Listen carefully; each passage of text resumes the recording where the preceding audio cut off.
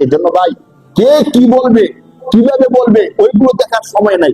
অনেকে মনে করে কি, ধরেন আমার দাড়ি নাই, দাড়ি রাখি নাই, তো রমজান মাস আসছে, এখন থেকে আমি দাড়ি রাখা শুরু করে দিলাম ধরেন। তো অনেকে বলবো ওই দেখো রমজান মাস আসছে এই জন্য সে দাড়ি রাখতেছে। আগে নামাজ পড়তাম না, রমজান মাস আসছে এখন নামাজ পড়তেছি। আগে রোজা রাখতাম না, আগে ভালো কাজ করতাম না, রমজান মাস আসছে এখন ভালো কাজ করতেছি। তো কিছু কিছু মানুষ বলতে পারে যে রমজানের মুসল্লি, রমজান আসছে এখন সে ভালো হয়ে গেছে। ভাই রমজান তো আসছেই মানুষকে ভালো করানোর জন্য, ঠিক কিনা বলেন? রমজান কেন আসছে? মানুষকে ভালো করার জন্য। কেউ যদি এমন কথা বলে তাহলে তার কবিরা গুনাহ হবে। মানে কেউ যদি নামাজ পড়তে দেখে বলে রমজান আসছে, রমজানের নামাজি হয়ে গেছে, এমন টিটকারি করা কিনা ভাই? ঠিক না ভাই। সে যে মসজিদে আসতে পরিবর্তন হয়েছে, এর মানে রমজানের রহমতটা তার গায়ের মধ্যে লাগছে, বলেন সুবহানাল্লাহ। আর ওই হতভাগা যে নাকি রমজানের আগেও নামাজ পড়ে নাই, আর রমজান আসছে এরপরও নামাজ পড়ে না, তার গায়ে তো রমজানের রহমত বরকত লাগে নাই, ঠিক কিনা বলেন? তার গায়ে রমজানের রহমত বরকত লাগছে, এই জন্য সে মসজিদে আসছে। আমরা তাকে টিটকারি করবো না, বরং তার জন্য দোয়া করবো যে আল্লাহ এই ভাইটা রমজান মাসে নামাজ পড়তে আসছে, আপনি তাকে কবুল করেন, মৃত্যু পর্যন্ত যেন সে কি করতে পারে, নামাজ পড়তে পারে। রমজান মাস আসছে, আসুন যারা নামাজ পড়তে আসতেছে নতুন করে তাদেরকে আমরা আরো বেশি আগ্রহী করি যে না ভাই আসেন, মসজিদে আসেন, নামাজ পড়তে থাকেন। নামাজ পড়তে পড়তে পড়তে পড়তে অভ্যাস হয়ে যাবে, রমজানের পরে সে কি করবে ভাই, নামাজ পড়বে। আর আমরা যারা নামাজ পড়তে আসতেছি, আমরা নিয়োগ করি যে আল্লাহ এই রমজানে আপনি আমাকে নামাজ পড়ার সুযোগ দিচ্ছেন, আপনার কাছে আমাদের আবদার মৃত্যু পর্যন্ত আপনি আমাদেরকে সমস্ত ইবাদতগুলো করার সুযোগ দেন, বলি আল্লাহুম্মা আমিন। বাকি এই রমজানে এই প্রথম জুমায় আমাদের জন্য সবচেয়ে বড় মেসেজ হলো আমাদের অতীত জীবনের যত অপরাধ গুলো আছে, আসুন আজকেই নিয়োগ করি যে আমরা এখন থেকে আমরা আর কোনো অপরাধ করবো না, বলেন ইনশাআল্লাহ। আমাদের পিছনের যত অপরাধ গুলো আছে আমরা ছেড়ে দিলে কে কি বলবে কি করবে ওইগুলো দেখার বিষয় না। কারণ আমি যখন কবরে যাব, সে কি আমার সাথে কবরে যাবে ভাই? যখন জাহান্নামে যাব, যদি একটু চিন্তা করেন, আমি শুধু কারবার করে যে টাকাগুলো অর্জন করি, এই টাকাগুলো কিন্তু আমরা একা খাই না, একা খাই, আমার স্ত্রী খায়, আমার সন্তান খায়, আমার পরিবার খায়। অথচ অপরাধটা করতেছে কে? আমি না। জবরদখল কইরা, এতিমের মাল ভক্ষণ কইরা, মানুষের টাকা পয়সা আত্মসাৎ করে আনার পরে ঘরের মধ্যে যখন টাকাগুলো নিয়ে আসি, আমি একা খাই ভাই? পরিবারের সবাই খায়। কিন্তু চিন্তা করে দেখছেন, এই অপরাধটা কিন্তু পরিবারের সবার না। জাহান্নামে যাওয়ার সময় হাসরের ময়দানে আল্লাহ তাআলা এই কথা বলবে না যে যারা যারা খাইছে সবাই জাহান্নামী, না। স্ত্রীকে খাওয়ানো আমার দায়িত্ব ছিল, প্রত্যেকে খাওয়ানো এটা আমার। সন্তানকে লালন পালন করা আমার দায়িত্ব ছিল, কোথায় থেকে আনবো এটা আমার দায়িত্ব। চিন্তা করে দেখেন, আপনার সন্তানকে যদি আপনি বাড়িতে গিয়ে বলেন আজকে, আপনারা তো বলবেন না, সরব লজ্জায় বলবেন না, আমি জানি। বাকি মনে মনে একটু ভাবেন, যারা আমরা অপরাধের মধ্যে লিপ্ত আছি, যদি আপনার স্ত্রীকে আজকে রাত্রে গিয়ে বলেন যে দেখো তোমাদেরকে একটু ভালো খাওয়ানোর জন্য, একটু ভালো ফ্ল্যাটে রাখার জন্য আমি আত্মসাৎ করি, আমি সুদি কারবার করি, আমি সরকারি টাকা থেকে কিছু টাকা মাইরে নিয়ে আসি, এখন এই কাজটা কিন্তু আমার একার জন্য করি না, তোমার সুখের জন্য আমি করি। আল্লাহ তাআলা যদি হাসরের দিন আমাকে 1000 বছর জাহান্নাম দেয়, তুমি কি তার থেকে 500 বছর জাহান্নাম নিবা? বেশি নিতে হবে না, তুমি শুধু 500 বছরের জাহান্নাম নিবা। কারণ এই টাকাটা তো আমি খাই না, এই ফ্ল্যাটে তো আমি একা থাকি না, তোমাকেও রাখি। আপনারা কি মনে করেন, স্ত্রী যদি সুস্থ হয়, ভালো থাকে, মেজাজ বুদ্ধি ভালো থাকে, সে কি রাজি হবে? 500 বছর জাহান্নাম আপনি কি সহজ মনে করছেন নাকি? স্ত্রী বলবে আপনি বিয়ে করছেন, কিভাবে খাওয়াবেন, হালাল খাওয়াবেন, এটা আপনার দায়িত্ব, আপনাকে তো আমি বলি নাই যে আপনি সুদি কারবার করেন। এমনও স্ত্রী আছে স্বামীকে নিষেধ করে যে প্রয়োজনে আমরা ডাল ভাত খাবো, কিন্তু আপনি সুদি কারবার করবেন না, প্রয়োজনে একবেলা না খেয়ে থাকবো, কিন্তু অন্য টাকা হক মেরে আপনি নিয়ে আসবেন না। অনেক স্ত্রী এমন আছে, কিন্তু আমরা স্বামীরা তার কথাগুলো শুনি না। অনেক স্ত্রী আছে চুপ থাকে, কিছু বলতে গেলে সমস্যা হবে, ঝামেলা বাঁধবে, এই জন্য চুপ থাকে। যদি বলে যে সুদি কারবার করেন কেন, মানুষের টাকা মেরে আনেন কেন, তখন বলবে তোমারটা আনি, তুমি তোমার বাবার থেকে আনিয়া দাও, তাহলে আমি আর করবো না। বলেন নাউজুবিল্লাহ। সর্বোপরি কথা হলো, এই অপরাধগুলো আমরা যখন করি, তখন এই অপরাধের শাস্তি আমি একাই পাবো। এই অপরাধের শাস্তি আমার স্ত্রী না, আমার সন্তান নিবে না।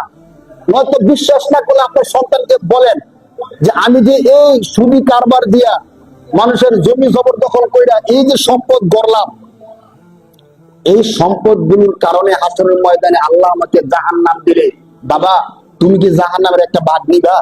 সে কি নিব বলেন? নিবে না। কয়েকদিন আগে সোশ্যাল মিডিয়া একটা দেখছেন না ভিডিও, যে তার বাবা সরকারি অনেক কিছু জমি জবরদখল করার পরে তার বাবা আছে এখন জেলে। এখন তাকেও যখন গ্রেফতার করে জেলে নেওয়া হইতেছে, তখন সাংবাদিকরা তার সামনে যখন ক্যামেরা ধরছে, তো সে বলতেছে যে আমার বাবা অপরাধ করছে, সরকারি জমি আমার বাবা নিছে, আমি তো কোনো কিছু করি নাই, এই সম্পদ আমার বাবা আমাকে দিয়ে গেছে, আমাকে কেন গ্রেফতার করা হলো? এটা কি দুনিয়াতে না আখেরাতে? দুনিয়ায়। দুনিয়ায় সাংবাদিকের সামনে সে বলতেছে অপরাধ আমার বাবা করছে, আমাকে কেন গ্রেফতার করা হলো? যারা দেখেন নাই দেখবেন।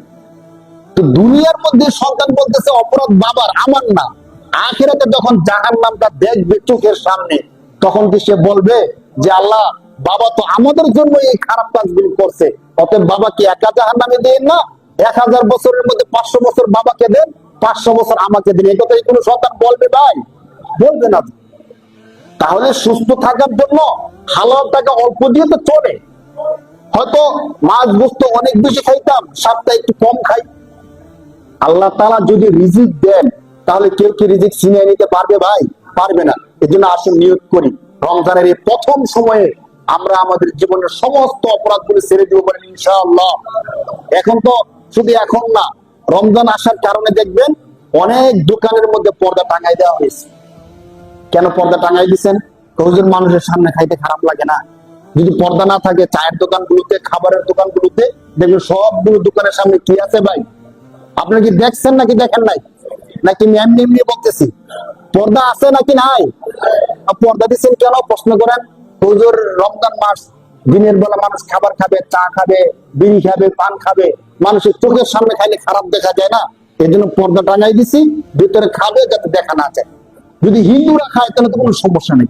বাকি মুসলমান, তুমি মানুষ দেখলে খারাপ দেখা যায়, মানুষ বলবে যে আব্দুল রহিমের ছেলে, আব্দুল করিমের ছেলে, দেখে আসছে দিনের বেলা হোটেলে বসে বসে খাইতেছে, এই জন্য তুমি পর্দা টানাই দিছ। কার থেকে বাঁচার জন্য? মানুষের মুখ থেকে বাঁচার জন্য। ভাই তুমি মুসলমান হয়ে মানুষের চোখ থেকে বাঁচার জন্য পর্দা টানায় পর্দার ভিতরে খাইতেছ। তুমি কি জানো না ওই পর্দার ভিতরে আমার আল্লাহ দেখে? পর্দার ভিতরে মানুষ দেখে না, কিন্তু দেখে কে? আল্লাহ দেখে কি দেখে না বলেন? শুধু আল্লাহ দেখে না, আল্লাহ বলেন, তিরমিজি শরীফের এক হাদিসের মধ্যে আসছে যে একবারে বিদুগুটে অন্ধকার, আমাবস্যার রাতের কালো অন্ধকারে কালো একটা পিপিলিকা যখন হাঁটে, ওই পিপিলিকাকে আমি আল্লাহ দেখি। শুধু দেখি না, ওই পিপিলিকার পায়ের আওয়াজ পর্যন্ত আমি আল্লাহ শুনি, সুবহানাল্লাহ। আর তুমি যে দোকানের সামনে ছোট একটা পর্দায় দিছো, সেখানে কি আল্লাহ দেখে নাকি দেখে না বলেন? মানুষের মুখ থেকে বাঁচার জন্য, মানুষের চোখ থেকে বাঁচার জন্য পর্দা দিছো, আল্লাহর থেকে বাঁচানোর জন্য কি দিছো ভাই? যখন হাসরের ময়দানে আল্লাহর সামনে দাঁড়াবা, যখন আল্লাহ যদি তোমাকে জিজ্ঞেস করে, বান্দা মানুষ থেকে বাঁচার জন্য রমজান মাসে পর্দা দিয়ে চায়ের দোকানে চা খাইছো, বিড়ি খাইছো, পান খাইছো, এখন তুমি করবাটা কি? রমজান মাসে আমি একটা মাস, সারা মাস যা ইচ্ছা তা খাইছো, যখন ইচ্ছা তখন খাইছো, যেভাবে ইচ্ছা সেভাবে খাইছো। শুধু রমজান মাস একটা মাস, রাত্রে না, শুধু দিনের বেলা। এমন হয় যে আমরা রাত্রে বেলা যে খাবারটা খাই, দিনের খাবারের চাহিদা কি হয়ে যায়? পুরো হয়ে যায়। ইফতারি করি আমরা, ইফতারের পরে এশার নামাজের পরে আমরা আবার খানা খাই, আবার আমরা সাহারি খাই। কয় বেলা হলো ভাই? 24 ঘন্টায় রমজান ছাড়া অন্যদিন আমরা খাই কয় বেলা? 3 বেলায় তো হইল। ঠিক আছে না? হিসাবটা দেখেন একটু, যদি একটু চিন্তা ভাবনা করেন। আরো যদি ভাবেন, অন্যান্য সময় তেমন ভালো কিছু খাইতে পারি না, কিন্তু রমজান মাস আসলে সবাই একটু ভালো মন্দ খাওয়ার সুযোগ হয়। তো আল্লাহ যদি বলেন যে রমজান মাস রহমত বরকতের মাস, আমি আল্লাহ তোমাকে দিয়েছিলাম শুধু দিনের বেলায় নির্দিষ্ট একটা সময়, সুবে সাদিক থেকে নিয়ে সন্ধ্যা পর্যন্ত খাবার খাইতে আমি আল্লাহ নিষেধ করছি, তুমি আমার কথা না শুনিয়া দোকানের সামনে পর্দা দিয়ে পর্দার ভিতরে ঢুকে ঢুকে খাইছো, বান্দা আজকের দিনে তুমি খাইবাটা কি? একজন ভাই বলছে, দেখেন আমরা সারাদিন রোজা রাখবো, এই জন্য ভোর রাতে খাওয়ার সময় একটু বেশি করে খেয়ে নিই, সারাদিন থাকতে হবে, খাবার শেষ করার পরে আরেকটু পানি পান করি, যদি ইমাম সাহেব বলে আর 1 মিনিট আছে, সাথে সাথে আরেক গ্লাস পানি পান করি। কেন? সারাদিন পিপাসা লেগে যেতে পারে, আরেকটু পানি পান করি। ভাই আপনি কি চিন্তা করছেন 12 ঘন্টা অথবা 11 ঘন্টা এই 11 ঘন্টা সময়ের জন্য চিন্তা করে আমরা কয়েক গ্লাস পানি একসাথে খাইয়া রাখি, যাতে করে পিপাসা বেশি না লাগে। আমরা যারা অপরাধ করতেছি, যারা গুনাহ করতেছি, আপনি কি চিন্তা করতেছেন এই অপরাধ করে করে আমি যখন কবরে যাব, হাজার হাজার বছর কবরের মধ্যে থাকবো, ওই কবরের মধ্যে কত গ্লাস পানি আগে খাইয়া দেওয়ার দরকার? কারণ কবরে তো আমাকে পানি কেউ দিবে না, খাবার দাবার কিচ্ছু দিবে না, শুধু জাহান্নামের আগুন জ্বলবে আমি যদি গুনাহগার হই। তাহলে ওই কবরে কে পানি দিয়ে আসবে ভাই? যখন হাসরের ময়দানে আল্লাহর দরবারে যাব, জাহান্নামের আগুনে জ্বলবো, তখন কে আমাকে খাবার দিয়ে আসবে? আল্লাহ তাআলা কোরআন শরীফের 27 নম্বর পারা সূরা ওয়াকিয়ার মধ্যে একটা আয়াত দিবেন, লাকিলুনা মিন শাজারিন মিন যাক্কুম ফামালিউনা মিনহাল বুতুন। আল্লাহ বলেন, জাহান্নামীরা যারা দুনিয়ার মধ্যে আমি আল্লাহর কথা না শুনে এই পর্দার ভিতরে গিয়ে যে খাবার খাইছো, হাসরের ময়দানে তখন তোমাদেরকে যখন জাহান্নামে দেওয়া হবে, জাহান্নামের মধ্যে কোনো খাবার দাবার আছে? নাই, কিচ্ছু নাই, শুধু জাহান্নামের আগুনে জ্বলবে, বাকি একটা খাবার আছে। কোরআন শরীফের কয়েকটা আয়াতের মধ্যে সূরা সফফাত 23 নম্বর পারা, সূরা ওয়াকিয়া 27 নম্বর পারা, এছাড়া সূরা দুখান 25 নম্বর পারা, এই 3 পারার মধ্যে আল্লাহ তাআলা একটা খাবারের কথা বলছেন যে জাহান্নামের মধ্যে একটা খাবার দেওয়া হবে তোমাদেরকে। খাবারটা কি? খাবারটা একটা ফল, যার নাম হলো যাক্কুম। যার নাম কি ভাই? কোরআন শরীফের 3 জায়গায় আল্লাহ তাআলা যাক্কুম ফলের কথা বলছেন। যাক্কুম ফলটা কি? 23 নম্বর পারার মধ্যে আল্লাহ বলেন, যাক্কুম একটা গাছ, এই গাছের মধ্যে যে ফলটা হবে, গাছটা হবে জাহান্নামের মধ্যে। জাহান্নাম তো আগুনের নাম, জাহান্নাম কিসের নাম ভাই? ওই আগুনের মধ্যে একটা গাছ হবে। আগুনের মধ্যে কি হবে ভাই? গাছ হবে, ওই গাছের মধ্যে ফল হবে। কেমন ফলটা হবে বুঝেন? এরপর আল্লাহ বলতেছেন, জাহান্নামীরা যখন হাজার হাজার বছর জাহান্নামে থাকবে, চিৎকার করতে থাকবে, খাবার দাও, খাবার দাও, ক্ষুধায় আমাদের ছাতি ফেটে যাচ্ছে, তখন আল্লাহ তাআলার পক্ষ থেকে ফেরেশতারা ওই যাক্কুম নামক ফলটা দিবে। সূরা ওয়াকিয়ার মধ্যে এই আলোচনাটা আল্লাহ তাআলা করছেন। এই যাক্কুম ফলটা যখন দেওয়া হবে, মুফাসসিরিন কেরামগণ বলেন, এই যাক্কুম ফলটা একটা কাঁটাদার একটা ফল, দ্বিতীয় হলো সবচেয়ে দুর্গন্ধযুক্ত। এই ফলটা এত দুর্গন্ধযুক্ত হবে যে তার মুখের সামনে নেওয়ারই সুযোগ থাকবে না, এত দুর্গন্ধযুক্ত একটা ফল। তার নাম কি ভাই? যাক্কুম। এই যাক্কুম ফলটা তাকে খাওয়ার জন্য দেওয়া হবে। তার তো প্রচন্ড ক্ষুধা, কি দেওয়া হয়েছে সে ভালো করে আর দেখবে না, দেওয়ার সাথে সাথে সে মুখের মধ্যে দিয়ে দিবে। কোন কোন মুহাদ্দিসিন কেরামগণ বলছেন, তখন এই দুর্গন্ধযুক্ত ফলটা মুখের মধ্যে দেওয়ার পরে কাটা হওয়ার কারণে সে তো গলার ভিতরে ভালোভাবে ঢুকবে না, বাকি ঢুকার পরও পেটের মধ্যে গিয়ে শুরু হবে গন্ডগোল। বিরিয়ানি অনেক ভালো, কিন্তু বিরিয়ানি যখন পচে যায় আমরা কি আর খাইতে পারি? এই পচা গান্ডা বিরিয়ানি যদি কেউ খায়, পেটের মধ্যে গেলে শান্তি পায় নাকি অশান্তি হয়? ঠিক যাক্কুম খাওয়ার পরে পেটের মধ্যে আর অশান্তি শুরু হয়ে যাবে। ফামালিউনা মিনহাল বুতুন ফাশারিবুনা আলাইহি মিন হামিম। আল্লাহ বলেন, যখন তাকে যাক্কুম দেওয়া হবে, সে খাবে, তার পেটের মধ্যে প্রচন্ড অশান্তি শুরু হওয়ার পরে সে তখন চিৎকার করবে, পানি দাও, পানি দাও, পানি দাও। তখন জাহান্নামের ফেরেশতারা আগুনের মতো গরম এমন পানি এনে তাকে দিবে। এই পানি দেওয়ার পরে সে মনে করবে দুনিয়ার মধ্যে কোনো কিছু খাওয়ার পরে পানি খাইলে পেট কি হয়ে যেত? শান্তি হয়ে যেত। এখন পানি খাইলে আমার পেট মনে শান্তি হয়ে যাবে। তখন এই গরম আগুনের পানি সে তো দেখবে না, ক্ষুধার কারণে যখন এই পানি মুখের মধ্যে ঢেলে দিবে, প্রচন্ড গরম পানি, স্বাভাবিক গরম পানি আমরা একটু মুখে দিলে দেখবে সাথে সাথে আবার ফালাইয়ে দিই বেশি গরম পানি হলে। তো জাহান্নামী তো এমনি সে আগুনের মধ্যে আছে, এই গরম পানি যখন সে মুখের মধ্যে ঢালবে, প্রচন্ড গরম হওয়ার কারণে তার উজুরি, নারী বুড়ি সব সহ নিচের রাস্তা দিয়ে পড়ে দিল। বলে নাউজুবিল্লাহ। খাবার খাইলো, এটা কি ভালো হলো নাকি আর কষ্ট হলো? মানে জাহান্নামের যে খাবার, ওইটাও কষ্ট। এর জন্য ভাই আসেন একটু চিন্তা করি, যাক্কুম ফলের কথা স্বয়ং কে বলছে? কাদেরকে দেওয়া হবে ভাই? জাহান্নামীদেরকে দেওয়া হবে। তাহলে আল্লাহ যে কথা বলছেন, এই কথা কি সত্য নাকি মিথ্যা? আমাদের মুমিনদের বিশ্বাস, আল্লাহ যে কথা বলছেন ওই কথাগুলো 100% হরফে হরফে সত্য, ঠিক কিনা বলেন? অতএব ভাই, আল্লাহ তাআলা যা বলছেন সত্য মেনে আসুন না অতীতের জীবনের যে অপরাধগুলো আমরা করছি এগুলো থেকে আজকেই ক্ষমা চাইনি। হায়াত মওতের কথা বলা যায় না, এখনই ক্ষমা চেয়ে আমরা যদি অতীতে মিথ্যা কথা বলতাম, মিথ্যা কথা ছেড়ে দেই, সুদী কারবার করলে সুদী কারবার ছেড়ে দেই, ঘুষের লেনদেন করলে ওইগুলো ছেড়ে দেই, যদি আমার ব্যবসার মধ্যে আমি কোনো অপরাধ করে থাকি, 1 টাকা মাল কিনে 10 টাকা বিক্রি করা, এটা কি ঠিক বলেন? ঠিক না।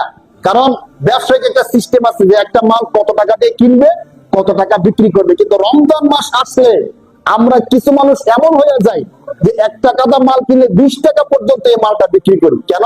তো রমজান মাস, সারা বছর তো স্বাভাবিক ব্যবসা করছি, রমজান মাসে একটু ব্যবসা না করলে হয়? সবাই তো অনেক বেশি ইনকাম করে, তো রমজান মাসে আমাদেরকে বেশি ইনকাম করতে হয়। ভাই যদি এমন হয় যে আপনি অস্বাভাবিক মূল্য রাখেন, তাহলে আপনিও গুনাহগার হবেন। অস্বাভাবিক মূল্যের দরকার নাই, রমজান মাসে এমনি একটু বেচা বিক্রি বেশি হয়। যদি আল্লাহ বরকত দেন, তাহলে কেউ কি সেটাকে শেষ করতে পারবে? ভাই আসুন আল্লাহর কাছে আমরা বরকত চাই। যত রকমের অপরাধ আছে, সমস্ত অপরাধ থেকে আজকে থেকে তওবা করি। রমজান মাস 5টা কাজ আমরা একটু বেশি বেশি করতে পারি। মুহাদ্দিসিন কেরামগণ বলছেন, রমজান মাসে কেউ যদি 5টা কাজ একটু বেশি বেশি করে, তাহলে তার জীবনে যে অপরাধ গুনাহগুলো আছে, ওই গুনাহগুলো আল্লাহ তাআলা চাইলে ক্ষমা করে দিতে পারেন। 1 নাম্বার, এই রমজান মাসের এখন থেকে আমরা একটু বেশি বেশি কোরআন তেলাওয়াত করতে পারি। কি করতে পারি ভাই বলেন? বেশি বেশি কোরআন তেলাওয়াত করতে পারি। যেখানেই থাকি, যদি আমাদের হাতে কোরআন শরীফ থাকে, কোরআন শরীফ দেখে, অনেকে মোবাইলের মধ্যে কোরআন শরীফ আছে, মোবাইল থেকে কোরআন শরীফ তেলাওয়াত করা যায়, কোনো সমস্যা নাই। যদি আপনার উজু থাকে, স্ক্রিনের মধ্যে টাচ করতে পারবেন। ওযু না থাকলে টাচ করতে পারবেন না, বাকি কোরআন শরীফ কি করা যায়? তেলাওয়াত করা যায়। বেশি বেশি আমরা কোরআন তেলাওয়াত করব রমজান মাসে। 2 নাম্বার, বেশি বেশি ইস্তেগফার করব।